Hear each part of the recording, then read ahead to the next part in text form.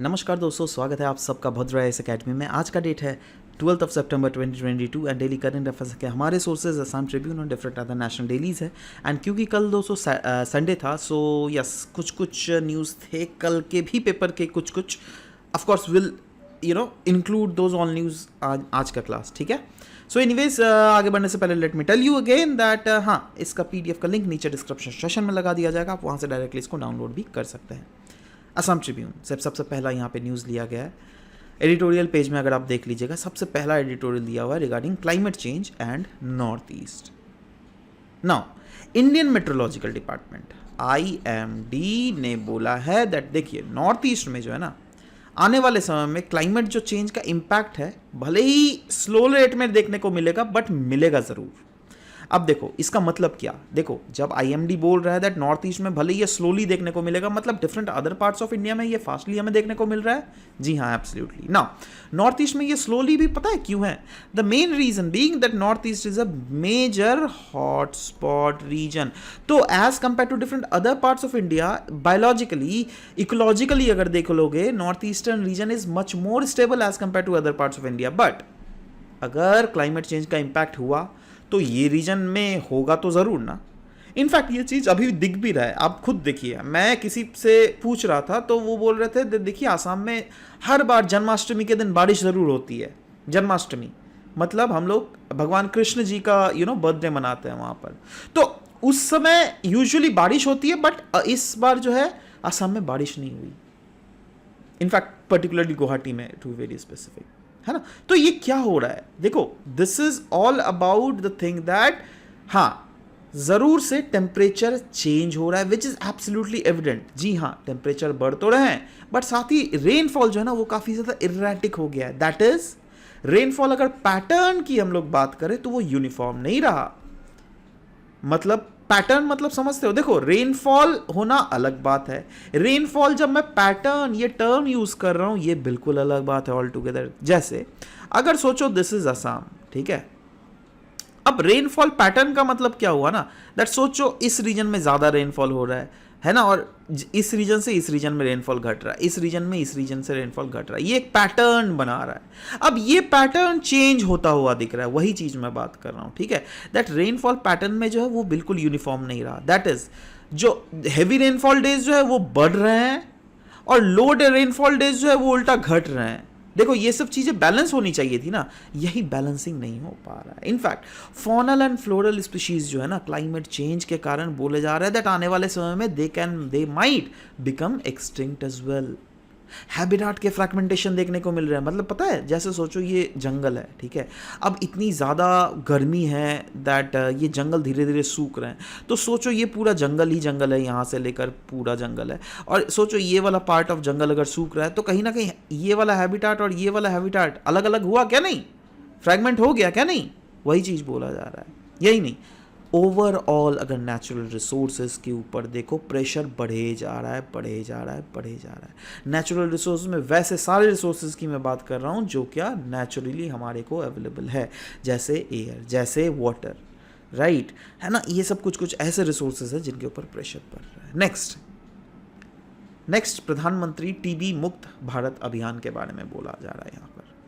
क्यों बोला गया है? क्योंकि कंट्री का फाइट जो है ना अगेंस्ट ट्यूबरक्लोसिस, आने वाले समय में दैट इज 2025 में ऐसा टारगेट सेट किया गया है दैट ये ट्यूबरक्लोसिस जो हमारे देश से ऑल टुगेदर एलिमिनेट कर दिया जाएगा। इसीलिए प्रेसिडेंट ने लॉन्च किया है प्रधानमंत्री टीबी मुक्त भारत अभियान। टीबी, ट्यूबरक्लोसिस जिसको कहा जाता है, ये एक इन्फेक्शियस डिजीज है जो क्या कॉज होता है बाई मैक्योबैक्टीरियम ट्यूबरक्लोसिस, और ये मेनली इंपैक्ट करता है लंग्स को, फेफड़े को, इंसान के फेफड़े को इंपैक्ट करता है। एंड अब ऐसा नहीं है दैट सिर्फ और सिर्फ फेफड़े ही इंपैक्ट रहते हैं, there is high probability that it can also affect other parts of the body as well. In fact ये एक ऐसा डिजीज है ना जो क्या ट्रीट तो किया ही जा सकता है बट क्यूरेबल भी है। जी हाँ, इसीलिए तो इसके रिलेटेड एक वैक्सीन भी बनी हुई है जिसको हम लोग कहते हैं BCG वैक्सीन। नाम तो सुना ही होगा आपने BCG वैक्सीन का, है ना। तो ये टीबी के अगेंस्ट एक वैक्सीन बनाया गया। नाउ टीबी के ट्रांसमिशन अगर बोले तो देखिए, अगर आपको टीबी है ना तो यस, आप अगर मेरे मतलब कांटेक्ट में हो देन मेरे को भी टीबी हो सकता है। क्यों? क्योंकि ये पर्सन टू पर्सन फैलता है। क्योंकि आप सोचो स्नीज कर रहे हो, आँखी आपने किया, या फिर कफ फेंक दे रहे हो, या फिर आप कहीं पे थूक रहे हो, स्पिट कर रहे हो, राइट? तो क्या होगा दैट वहाँ से जो बेसिकली बैक्टीरियाज है वो अल्टीमेटली मेरे नाक के भीतर भी घुस सकते हैं, ठीक है, जिससे कि हमें भी टीबी हो सकता है ना। सिम्टम्स, टीबी के कॉमन सिम्टम्स अगर देख लीजिएगा तो वो है कफ, है ना। कफ के साथ साथ कभी कभी आपके प्रॉपरली ब्लड्स भी निकल सकता है, चेस्ट पेन हो सकता है, वीकनेस आपको फील हो सकता है, वेट लॉस हो सकता है, फीवर हो सकता है, नाइट स्वेट्स और बहुत कुछ, बेसिकली ये सब चीज़ें, ठीक है। प्रधानमंत्री टीबी मुक्त भारत अभियान के बारे में अगर डिस्कस करें तो ये इनिशिएटिव है ministry of health and family welfare का, जिसके तहत हमारा जो देश का एम है ओवरऑल देश से टीबी को 100% 2025 तक एलिमिनेट करना, उस चीज़ को एक्सेलरेट करता है। ऑब्जेक्टिव्स क्या क्या है? प्रोवाइड करना एडिशनल पेशेंट सपोर्ट, जिससे इम्प्रूव किया जा सके टीबी के आउटकम को। Augment community involvement in meeting the India's commitment, क्योंकि अल्टीमेटली इंडिया का कमिटमेंट है, तो कैसे ऑगमेंट किया जाए? तो अगेन अगर एक स्कीम बेसिस पे ही अगर लॉन्च किया जा रहा है ना, तो बहुत सब मतलब कैपेसिटी बिल्डिंग इस सेक्टर में किया जा सकता है। यही क्यों? कॉर्पोरेट सोशल रिस्पॉन्सिबिलिटी से फॉर एग्जांपल आपका एक बहुत बड़ा कंपनी, आप बहुत पैसे कमा रहे हो, जैसे टाटा बहुत पैसे कमाते हैं, तो इतना हद से ज़्यादा अगर प्रॉफिट हो जाता है ना, तो उनका एक प्रॉफिट का एक पर्टिकुलर हिस्सा वो खर्चा करते हैं सोशल वर्क के ऊपर, तो that is called corporate social responsibility.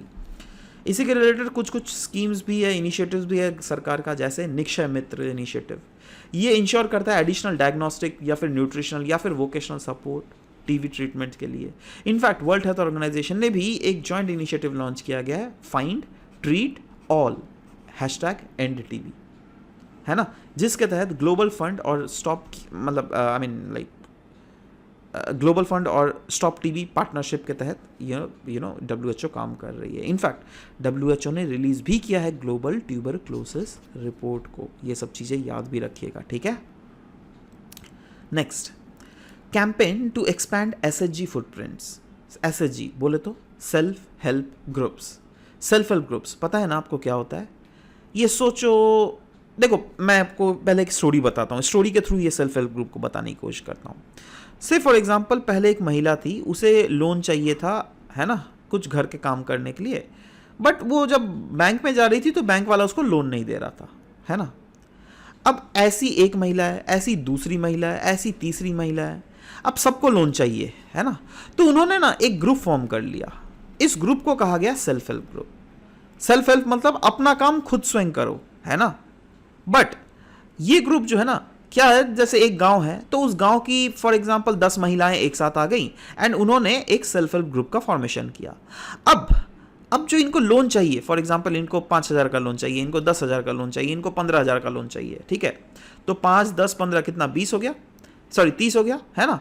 अब 30,000 का लोन के लिए ये लोग बैंक में जाएंगे और बोलेंगे दैट देखिए हमारा सेल्फ हेल्प ग्रुप है, इस नाम से आप लोन को इशू कीजिए, है ना। तो बैंक सोचेगी चलो भाई सेल्फ हेल्प ग्रुप को कर देता हूँ, ठीक है। अब क्यों करता हूँ मैं बोल रहा हूँ। अब बैंक ना कर देगी, इनको पैसे एलोकेट कर देगी 30,000 रुपये, है ना। अब क्या होगा, यहाँ पे सोचो 15 मेंबर्स है इस ग्रुप के, है ना। अब 15 मेंबर्स बोलेंगे, इनके ऊपर प्रेशर डालेंगे, पीयर प्रेशर डालेंगे, अरे यार तुम्हारा तो इतना पैसा है, तुमने पैसा को लौटाना है, तुमको पैसा लौटाना है। अगर आप अकेले आपके ऊपर प्रेशर डालता ना तो आप you will be like okay चल यार कोई बात नहीं, बाद में पैसा लौटाऊंगा। बट क्योंकि सोसाइटी के सारे जो महिलाएं हैं जो इस ग्रुप में हैं, इस ग्रुप में वो लोग आपके ऊपर प्रेशर लगाए जा रही है, नहीं भाई पैसे को लौटाना है, पैसे को लौटाना है, पैसे को, तो आपके ऊपर कहीं ना कहीं प्रेशर बन रहा है दैट नहीं भाई पैसे को एक्चुअली में लौटाना है समय के साथ साथ। और सेल्फ हेल्प ग्रुप का यही फायदा है दैट वो लोग समय के साथ साथ पैसे तो लौटा ही देती है। चलो ये तो एक एस्पेक्ट हुआ लोन का, राइट। बट ये बहुत कुछ अदर भी काम करती है, पता है। जैसे सोचो किसी को बिजनेस खोलना है, ठीक है, तो अगेन यही सेल्फ हेल्प ग्रुप में एक महिला का आइडिया आया तो वो महिला डिफरेंट महिलाओं के साथ आइडिया शेयर करेगी और 3-4 महिला एक साथ आ जाएंगे, बिजनेस खोल लेंगे। मतलब काइंड ऑफ ये कोई फॉर्मल एसोसिएशन नहीं है, ये एक इनफॉर्मल एसोसिएशन है जहां पे 4, 5, 10 महिलाएं एक साथ आ गई और बोला चलो भैया ग्रुप बनाते हैं, है ना। और ये वैसे तरीके के लोग एक साथ ज़्यादातर रहते हैं जिनका socio economic background almost similar हो और सबका मेन एम यही हो दैट एक कॉमन पर्पस के लिए काम किया जाए। जैसे अगर बिजनेस कर रहे हो तो वो एक कॉमन पर्पस हुआ सबके लिए, है ना। अब इससे क्या होगा दैट अगेन अगर सोचो बिजनेस ही कर रहा है उस लोन लेकर या फिर कुछ फायदा हो तो अगेन उनके सोशल स्टेटस बढ़ेगा ना जी, उनका लिविंग कंडीशन बढ़ेगा ना, वही चीज़ तो बोला जा रहा है। In fact India has over 74 lakhs of self help group under the this योजना ऑफ दीनदयाल उपाध्याय। ठीक है, नेक्स्ट फंक्शंस क्या क्या है, देखो फंक्शंस कुछ नहीं है, जो मैंने अभी बतलाया है ना आपको वही चीज़ है भाई। कोलैटरल फ्री लोन इनको मिल जाता है ना, बेसिकली कॉन्फ्लिक्ट्स अगर हो तो ग्रुप में ही सुलझा दिया जाता है। माइक्रो फाइनेंस सर्विसेज पुअर लोगों तक एसएचजी के थ्रू मिलता है ना, जो कि मैंने अभी बताया भी, क्योंकि बैंक को भी भरोसा होता है इनके ऊपर, क्योंकि ये लोग ज़्यादा डिफ़ॉल्ट नहीं करती है ना। Next, build functional capacity of the poor and marginalised, works as a collective guarantee schemes of the system of the member, क्योंकि कलेक्टिव गारंटी ना है, सोचो इस महिला ने सिर्फ लोन लिया बट अल्टीमेटली इस महिला ये महिला तीनों के ऊपर प्रेशर रहेगा दैट अरे भाई इसका लोन जल्दी चुकता हो जाना चाहिए, क्योंकि इसका लोन अगर आज को जल्दी नहीं चुकता हुआ तो कल को शायद इन्हें लोन नहीं मिलेगा। समझ रहे हो बात, तो ये चीज़ है ना। दीनदयाल उपाध्याय अंत्योदय योजना that is national rural livelihood mission के अंडर की अगर बात करें तो यह एक सेंट्रली स्पॉन्सर्ड स्कीम है जिसको मिनिस्ट्री ऑफ रूरल डेवलपमेंट के द्वारा लॉन्च किया गया, जिसका मेन एम यही है दैट कैसे रूरल पॉवर्टी को ख़त्म किया जा सके, राइट। तो इसके लिए प्रमोट किया जाता है multiple livelihood, right, reach out किया जाता है हर एक रूरल पुअर हाउस होल्ड तक और मेक श्योर किया जाता है दैट उनको ये सर्विसेज मिले, improve access to financial services for rural and poor household across the country. तो ये सब कुछ एम है। नेक्स्ट, इलेक्शन कमीशन का मूव लिया गया है इलेक्शन कमीशन के द्वारा, जिससे जो शेडी पॉलिटिकल पार्टीज है ना, शेडी पॉलिटिकल पार्टीज मतलब वैसे political parties which are registered and unrecognised political parties, उनके ऊपर जो है रेड डाला जाए। इनफैक्ट इनकम टैक्स ऑफिशियल ने प्रॉपरली पैन इंडिया रेड भी डाला हुआ है उनके ऊपर। तो की हाईलाइट्स देखते हैं पहले इलेक्शन कमीशन के डेटा के आधार पर। ऐसा प्रतीत होता है दैट अराउंड 2800 के आसपास रजिस्टर्ड अनरिकॉग्नाइज्ड पॉलिटिकल पार्टीज जो है वो पिछले साल थी, जो क्या लास्ट के 2 डेकेड में इंक्रीज हुआ है बाई 300%। मतलब क्या, मतलब शायद 2 डेकेड दैट 20 साल पहले शायद मात्र 900 ही ऐसे पॉलिटिकल पार्टीज होती थी, बट अभी इनकी संख्या 3 गुना बढ़ गई है, 300% तक इंक्रीज हुआ है। इन 2019 लोकसभा इलेक्शंस में only 30% of registered unrecognised political parties जो है उन्होंने कंटेस्ट किया था election, and registered unrecognised political parties जो है उनको पता है कुछ फायदा भी मिलता है, जैसे 100% तक का उनका इनकम टैक्स का एग्जम्पशन दिया हुआ, बट ऐसे नहीं दिया जाता, कुछ क्राइटेरियाज है, उन क्राइटेरियाज को मीटअप करना पड़ेगा, दैट इज आपको एटलीस्ट टैक्स रिटर्न तो फाइल करना पड़ेगा ना। ध्यान देखना, ये वाला पॉइंट को मैं ध्यान से देखने बोल रहा हूँ, आप इस वाले पॉइंट को ध्यान से देखो, है ना। अब इसके ऊपर क्यों इतना नकल लगा रही है, क्योंकि अगर सोचो आपने कोई पॉलिटिकल पार्टी खोल लिया है ना, कोई अनरिकॉग्नाइज बिल्कुल प्रॉपरली रजिस्टर भी नहीं किया हुआ है, मतलब है ना, तो उस केस में आप इसका फायदा उठा के ब्लैक मनी को व्हाइट मनी में कन्वर्ट करवा सकते हो। समझ रहे हो बात, है ना। तो ये तो एक बहुत बड़ा चीज होता ही था, इसीलिए बेसिकली इसके ऊपर थोड़ा नकल कसा गया है। एनीवेज आगे बढ़ते हैं। रजिस्टर्ड अनरिकॉग्नाइज्ड पॉलिटिकल पार्टीज कौन होता है ये पार्टीज? या तो ये नए पार्टीज है, नए रजिस्टर्ड पार्टीज है, या फिर ये वैसे लोग हैं, वैसे पार्टीज है which have not secured enough percentage of vote in the assembly या फिर जनरल इलेक्शन जिससे वो स्टेट पार्टी बन सके। ठीक है, एक तो ये क्राइटेरिया हो गया। दूसरा, those which have never contested elections, मतलब उन्होंने रजिस्टर कर लिया है बट उन्होंने कोई भी इलेक्शन लड़ा नहीं है ना, इसलिए उनको अनरिकॉग्नाइज्ड पार्टी बोला जाता है। They do not enjoy all the benefits extended to the recognised parties as well. ये सब कुछ कैरेक्टरिस्टिक्स है, कुछ कैरेक्टरिस्टिक्स फीचर्स है रजिस्टर्ड अनरिकॉग्नाइज्ड पॉलिटिकल पार्टीज के रिलेटेड, दैट इज RUPP। याद रखना, लेकिन अपने आप में बहुत ज्यादा इंपॉर्टेंट है ये। Next, the gender snapshot 2022 report. UN women and UNDESA ने रिलीज किया है ये रिपोर्ट, जिसके कुछ की फाइंडिंग्स है। देखो, जेंडर स्नैपशॉट मतलब समझ जाओ दैट मेन वुमेन का कुछ क्लासिफिकेशन दिखाया गया होगा, ठीक है, समझ जाओ ऑटोमेटिकली। नाउ आपके लिए क्या क्या याद करने का और भी ज़्यादा इंपॉर्टेंट है वह यह है कुछ डेटा, जैसे बोला जा रहा है अगर इसी रेट से जो जेंडर इनइक्वालिटीज़ या फिर जेंडर इक्वालिटीज़ एग्जिस्ट कर रही है तो अराउंड 286 साल लग जाएंगे, दिन में नहीं, साल, ईयर्स, अगर हमें फुल जेंडर इक्वालिटी पाना है तो, है ना। देखो, ये मैक्सिमम 10 से 15 साल या फिर 50 साल तक का काम हो सकता है ना, टू, अगर ज़्यादा एक्सटेंडेड वर्जन में ले तो, अगर जेंडर इक्वालिटी दुनिया भर में प्रिवेल करवाना हो, बट अभी इसमें टाइम भी लग सकता है। कहा जा रहा है more women and girls live in extreme poverty than men and boys. In fact extreme poverty अगर देख लीजिएगा ना, is living on less than इतना $2, $1 मतलब कितना, 75 रुपये, $2 मतलब 150 रुपये के आसपास। समझ लो कितना कम है ना, एक दिन में 150 रुपये क्या होता है यार। तो इतना अगर आपको मिला तो you are coming under the category of extreme poverty. Women holds only 2 out of 10 jobs in science and technology. देख लो ये कंडीशंस, लेकिन ये सबको अपने कॉपी में लिख लो, बहुत ज़्यादा इंपॉर्टेंट है ये सब। इंडिया जापान 2+2 मिनिस्ट्रियल डायलॉग के रिलेटेड है। क्यों? क्योंकि सेकंड जो इंडो जापान मिनिस्ट्रियल डायलॉग होने वाला है 2+2 वो टोक्यो में होने वाला है। ठीक है, सो 2+2 मिनिस्ट्रियल डायलॉग की अगर बात करें तो ये वैसा डायलॉग होता है जहां पे फॉरेन मिनिस्ट्री 2 देशों के और 2 देशों के डिफेंस मिनिस्ट्री एक साथ बैठकर बेसिकली वेरियस चीज़ों में बात बोलता है।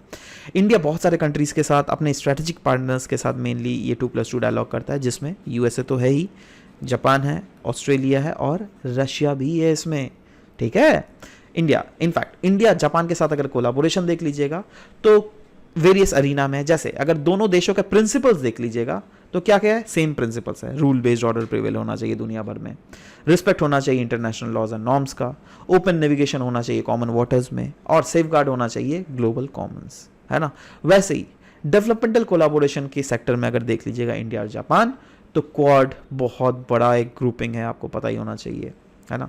सप्लाई चेन रेजिलियंस इनिशिएटिव, जिससे क्या इनडायरेक्टली चाइना को डॉच करने का मेन एम है, क्योंकि दुनिया भर की जो सप्लाई चेन है चाइना के ऊपर बहुत ज़्यादा रिलायबल है। ठीक है, तो उसको रोकना है ना। एशिया अफ्रीका ग्रोथ कॉरिडोर के बारे में बोला गया, mutual logistic and supply agreement के बारे में बोला गया। ठीक है, तो ये सब है। एक्सरसाइज हम लोग क्या क्या करते हैं जापान के साथ मिलकर, एयरफोर्स मिलकर फाइटर एक्सरसाइज करती है। ठीक है, वैसे ही जॉइंट मिलिट्री एक्सरसाइज होता है जिसका नाम है धर्मागार्जन, है ना। JIMEX is joint navy exercise. Malabar exercise तो खैर सभी को पता है, इंडिया, यूएस, जापान और ऑस्ट्रेलिया का मैरीटाइम जॉइंट एक्सरसाइज है मालाबार एक्सरसाइज, है ना। Next, white list legal loan apps. Government ने आस्क किया है, गवर्नमेंट ने आरबीआई को बोला है, देखो भाई आप एक व्हाइट लिस्ट बनाओ, है ना, और वो व्हाइट लिस्ट होना चाहिए डिजिटल लेंडिंग एप्स में, जिसमें, और उस व्हाइट लिस्टेड ऐप में वैसे एप्स ही सिर्फ रहेंगी जो क्या एथिकल मीन से ही कस्टमर को कस्टमर के साथ बिजनेस कर रही है। वैसे एप्स जो क्या अनएथिकल मीन्स के थ्रू कस्टमर को एक्सप्लॉयट कर रही है, उसको आप बिल्कुल बैन मारो, है ना। सो ministry of electronics and information technology ensure करेगी दैट वैसी ही ऐप अप्रूव होंगी ऐप स्टोर में जो कि आरबीआई के द्वारा व्हाइट लिस्ट की गई हो।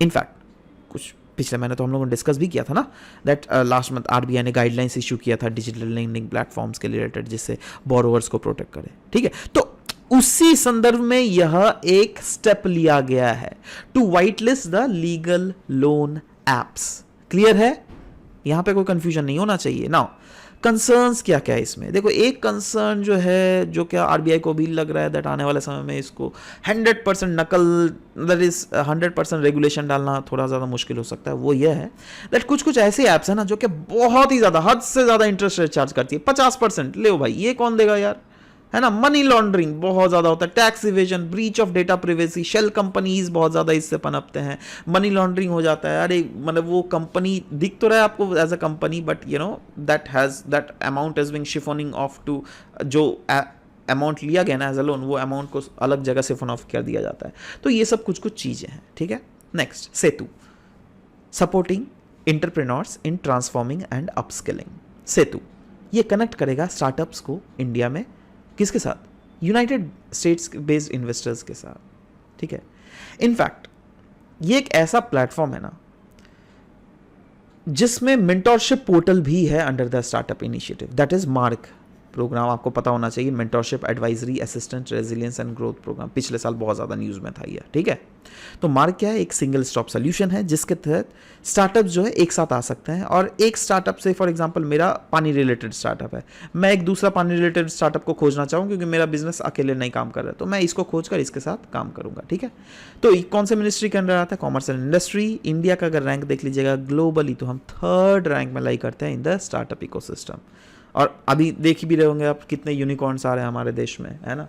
सो this are few of the things which are in a positive note. Next, Kirit Parikh committee.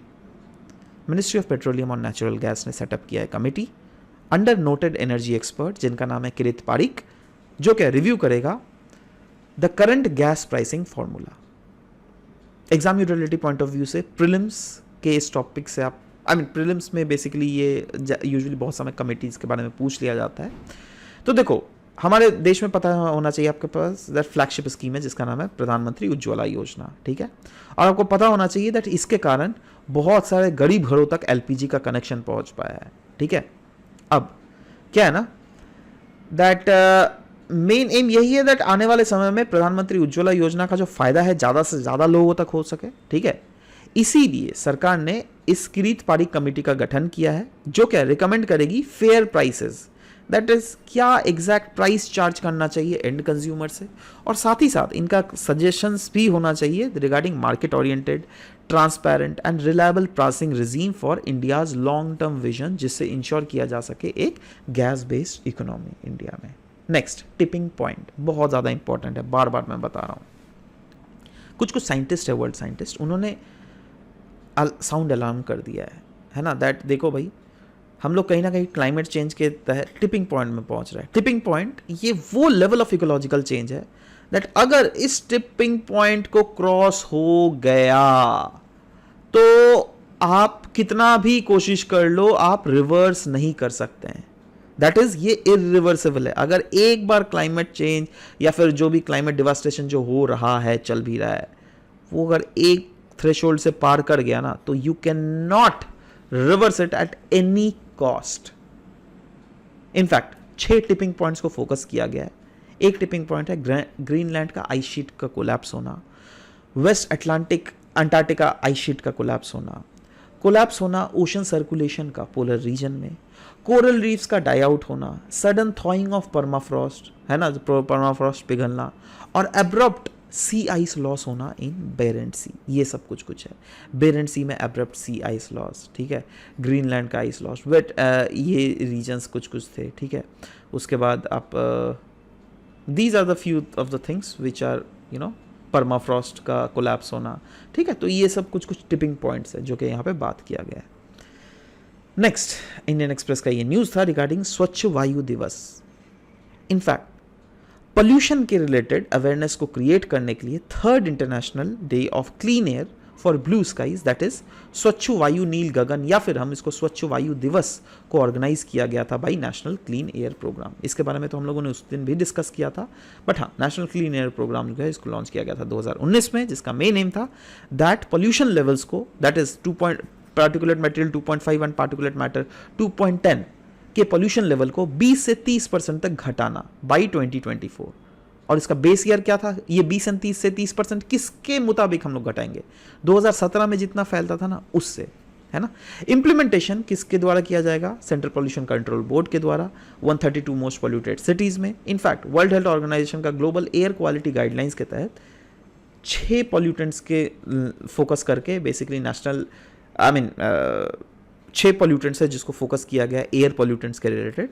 एक है पार्टिकुलेट मैटर 2.5, एक है particulate matter 10, ozone, nitrogen oxide, sulphur dioxide और कार्बन मोनोऑक्साइड. ये भी चीज़ें याद रखिएगा, लेकिन these are again very very very very important.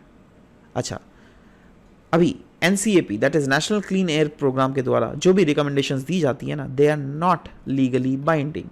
ये भी हमें ध्यान रखना पड़ेगा. अब आ जाते हैं एमसीक्यूज में दोस्तों. कल के कुछ एमसीक्यूज पूछे गए थे, सैटरडे में. पहला एमसीक्यू था रिगार्डिंग नासा का sonification project. It was related to process जिससे ट्रांसलेट किया जाएगा स्पेस के वेरियस डेटास को साउंड में, और मेन फायदा किसको पहुंचाया जाएगा, विजुअली इंपेयर्ड पर्सन्स को, क्योंकि they can not see anything, right, but they can here the things, right. तो क्यों ना उस विजुअल चीज को हम लोग साउंड में चेंज कर ले, ठीक है. That is what the thing is. Next, consider the following statement regarding human development index 2021 का डेटा.